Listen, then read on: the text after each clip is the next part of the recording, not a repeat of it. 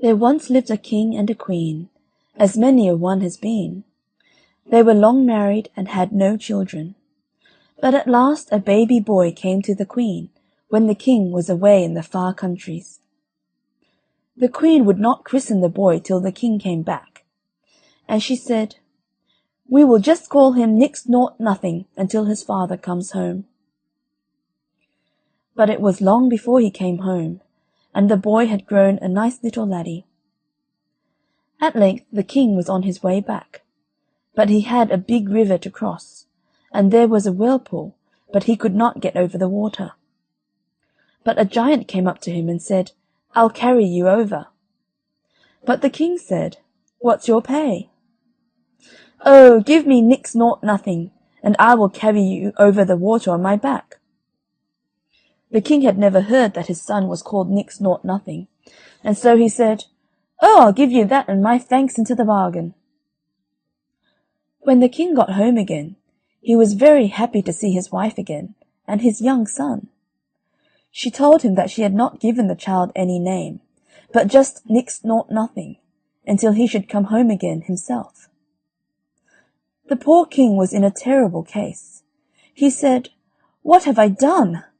I promised to give the giant who carried me over the river on his back Nix Nought Nothing." The king and the queen were sad and sorry, but they said, "When the giant comes, we will give him the hen-wife's boy. He will never know the difference." The next day the giant came to claim the king's promise, and he sent for the hen-wife's boy, and the giant went away with the boy on his back. He travelled till he came to a big stone, and there he sat down to rest. He said, "Hidge, Hodge on my back, what time of day is that?" The poor little boy said, "It is the time that my mother, the hen-wife, takes up the eggs for the queen's breakfast." The giant was very angry, and dashed the boy's head on the stone, and killed him. So he went back in a tower of temper, and this time they gave him the gardener's boy. He went off with him on his back, till they got to the stone again when the giant sat down to rest. And he said, "Hidge, Hodge on my back, what time of day do you make that?" The gardener's boy said, "Sure it's the time that my mother takes up the vegetables for the queen's dinner." Then the giant was right wild, and dashed his brains out on the stone. Then the giant went back to the king's house in a terrible temper, and said he would destroy them all if they did not give him Nix Nought Nothing this time. They had to do it, and when he came to the big stone the giant said, "What time of day is that?" Nix Nought Nothing said, "It is the time that my father the king will be sitting down to supper." The giant said, "I've got the right one now," and took Nix Nought Nothing to his own house, and brought him up till he was a man. The giant had a bonny daughter, and she and the lad grew very fond of each other.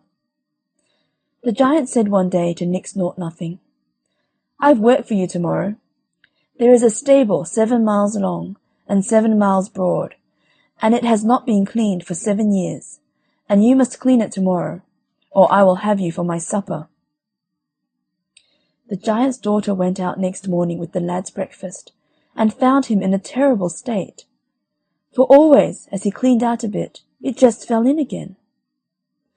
The giant's daughter said she would help him, and she cried all the beasts in the field, and all the fowls of the air, and in a minute they all came, and carried away everything that was in the stable, and made it all clean before the giant came home. He said, "Shame on the wit that helped you, but I have a worse job for you tomorrow."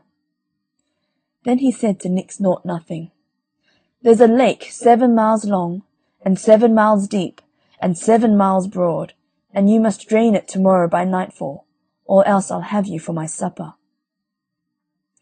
Nix Nought Nothing began early next morning, and tried to lave the water with his pail, but the lake was never getting any less, and he didn't know what to do. But the giant's daughter called on all the fish in the sea to come and drink the water, and very soon they drank it dry. When the giant saw the work done, he was in a rage and said, "I've a worse job for you tomorrow. There is a tree 7 miles high and no branch on it, till you get to the top, and there is a nest with 7 eggs in it, and you must bring down all the eggs without breaking one, or else I'll have you for my supper." At first the giant's daughter did not know how to help Nix Nought Nothing. She cut off first her fingers and then her toes, and made steps of them, and he climbed the tree and got all the eggs safe till he came just to the bottom, and then one was broken. So they determined to run away together, and after the giant's daughter had tidied up her hair a bit and got her magic flask, they set out together as fast as they could run. And they hadn't got but 3 fields away when they looked back and saw the giant walking along at top speed after them. "Quick, quick!" called out the giant's daughter. "Take my comb from my hair and throw it down." Nix Nought Nothing took her comb from her hair and threw it down, and out of every one of its prongs there sprung up a fine thick briar in the way of the giant.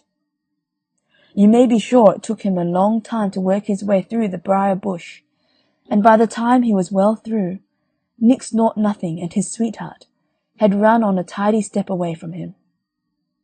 But he soon came along after them, and was just like to catch him up when the giant's daughter called out to Nix Nought Nothing, "Take my hair dagger and throw it down, quick, quick!"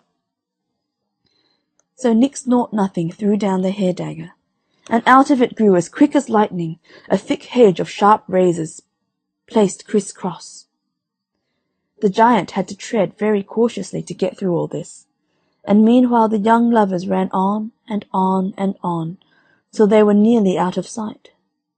But at last the giant was through, and it wasn't long before he was like to catch them up.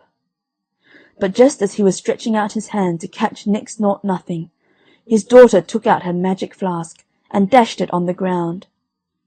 And as it broke, out of it welled a big, big wave that grew and that grew, till it reached the giant's waist, and then his neck. And when it got to his head, he was drowned dead, and dead, and dead indeed. So he goes out of the story. But Nix Nought Nothing fled on till where do you think they came to? Why, to near the castle of Nix Nought Nothing's father and mother. But the giant's daughter was so weary that she couldn't move a step further. So Nix Nought Nothing told her to wait there while he went and found out a lodging for the night. And he went on towards the lights of the castle, and on the way he came to the cottage of the hen-wife, whose boy had had his brains dashed out by the giant.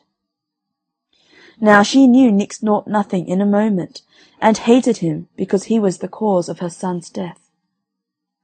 So when he asked his way to the castle, she put a spell upon him, and when he got to the castle, no sooner was he let in than he fell down dead asleep upon a bench in the hall. The king and queen tried all they could do to wake him up, but all in vain.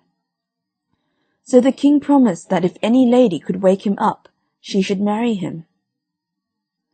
Meanwhile, the giant's daughter was waiting and waiting for him to come back, and she went up into a tree to watch for him. The gardener's daughter, going to draw water in the well, saw the shadow of the lady in the water, and thought it was herself, and said, "If I'm so bonny, if I'm so brave, why do you send me to draw water?" So she threw down her pail, and went to see if she could wed the sleeping stranger. And she went to the hen-wife, who taught her an unspelling catch, which would keep Nix Nought Nothing awake as long as the gardener's daughter liked. So she went up to the castle and sang her catch, and Nix Nought Nothing was wakened for a bit, and they promised to wed him to the gardener's daughter. Meanwhile, the gardener went down to draw water from the well, and saw the shadow of the lady in the water. So he looks up and finds her, and he brought the lady from the tree, and led her into his house. And he told her that a stranger was to marry his daughter, and took her up to the castle, and showed her the man. And it was Nix Nought Nothing asleep in a chair. And she saw him, and cried to him, "Waken, waken, and speak to me." But he would not waken, and soon she cried, "I cleaned the stable, I laved the lake, and I clomb the tree, and all for the love of thee, and thou wilt not waken and speak to me."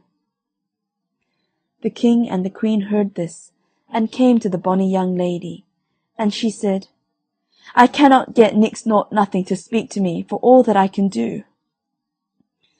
Then were they greatly astonished when she spoke of Nix Nought Nothing, and asked where he was, and she said, "He that sits there in the chair." Then they ran to him and kissed him, and called him their own dear son. So they called for the gardener's daughter, and made her sing her charm, and he wakened, and told them all that the giant's daughter had done for him, and of all her kindness. Then they took her in their arms and kissed her, and said she should now be their daughter, for their son should marry her. But they sent for the hen-wife, and put her to death. And they lived happy all their days.